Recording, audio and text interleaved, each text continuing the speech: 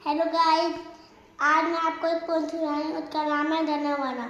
धनमना अधिनायक दयहीन भारत का कवि गाथा पंजाब सिंध चपला था भाबिर उचकरी बंगा विनदिनी मास रघुना गंगा उत्तर दयति रंगा तब सुराधे राहे तब सुरासिक मागे गाए तब दे गाथा धनमन अधिनायक दयहीन भारत का कवि गाथा दयाहीन दयाहीन दया दया दया दयाहीन।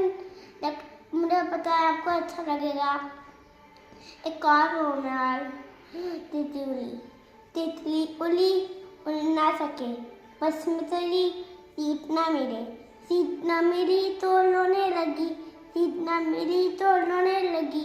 जमन ने बोला आजा मेरे पास जमन ने बोला आजा मेरे पास तितली बोली हाथ बटना तितली बोली हाथ बन